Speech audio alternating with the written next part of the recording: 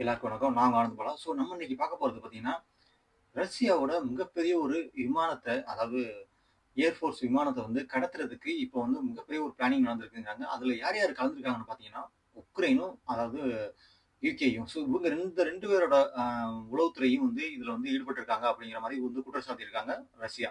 எப்படின்னு பார்த்தீங்கன்னா, இதுல அவங்களோட MiG-31ங்கிற மிகப்பெரிய ஒரு ஏர்பிளேன் சொல்லலாம். இந்த ஒரு ஃபைட்டர் ஜெட் வந்து அவங்க இதுல இருந்து அங்க வேலை பார்க்குற ஆக்சுவலி ஒரே பைலட் கிடையாது. இதுல வந்து 2 பைலட் வந்து ஓட்டக்கூடிய ஒரு விமானம்.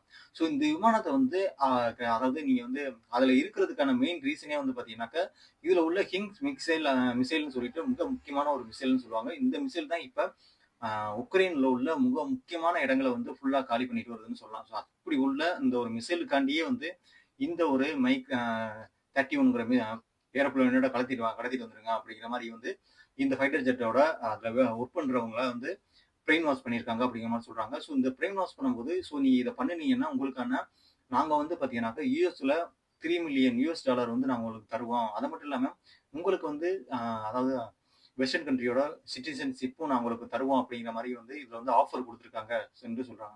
உக்ரைன் வந்து என்ன ஆஃபர் குடுக்குறாங்கன்னாக்கா, இவங்க வந்து அங்க ஆக்சுவலி அந்த இதுல வேலை பார்க்குற 2 பேரும் வந்து ஒருத்தர் வேலை பார்க்குறாருன்னு தெரியும். அவர வந்து இவங்க வந்து பிரெயின் வாஷ் பண்றதுக்கு ஒரு மெயில் போகுது. அதுல 2 பைலட் இருக்கான்னு போட சொன்னேன் பார்த்தீங்களா? முதல் பைலட்டுக்கு வந்து அவங்க அனுப்பல. 2வது பைலட்டுக்கு தான் அனுப்பியிருக்காங்க.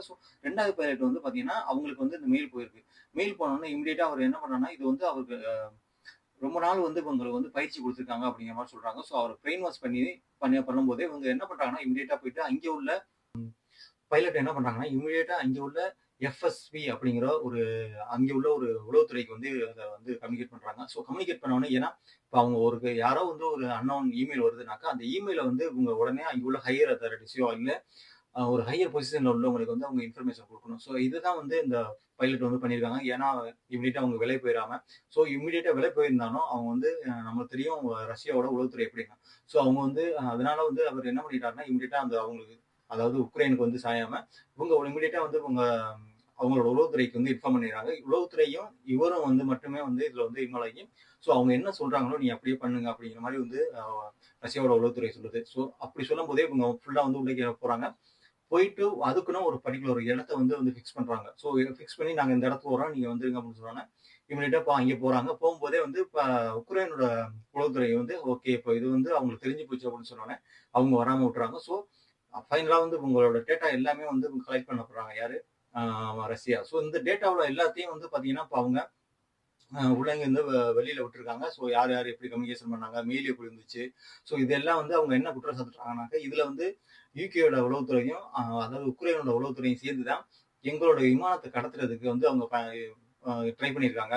இதுல முக்கியமா வந்து இந்த ஃபிளைட்ட மட்டும் தான் வந்து அவங்க அந்த ஜெட்ட மட்டும் தான் வந்து கடத்துறாங்களா அப்படிங்கிற மாரி கிடையாது. ஜெட்டுக்காக மட்டும் கிடையாது. இதுல மிக முக்கியமா உள்ளது இருக்கு. அதாவது கிங்ஸால் மிசைல்ங்கிறது. இந்த கிங்ஸால் மிசைல்ங்கிறது மிக முக்கியமா இப்ப அதிகமான அந்த உக்ரைனோட மிக முக்கியமான பகுதிகள அழிச்சுக்கிட்டு வரக்கூடிய மிசைலுங்கலாம். அந்த மிசைல கடத்துறதுக்கு தான். ஏன்னா, அந்த மிசைல கடத்திட்டு வந்துட்டா, அதுக்கப்புறம் இந்த மிசைல வந்துச்சு அவங்க வந்து உள்ளேக்கு என்னென்ன இருக்கு அப்படிங்கிற மாரி வந்து இன்வெஸ்டிகேஷன் ஸ்டார்ட் பண்ணலாம். இவங்க அதே மாரி வந்து ஒரு மிசைல உருவாக்குறதுக்கான வாய்ப்புகள் இருக்கு. அந்த ரீசன்னாலயும் இத வந்து இப்ப அவங்க வந்து கடத்துறதுக்கு முயற்சி பண்ணியிருக்கலாங்கிற மாரி சொல்றாங்க.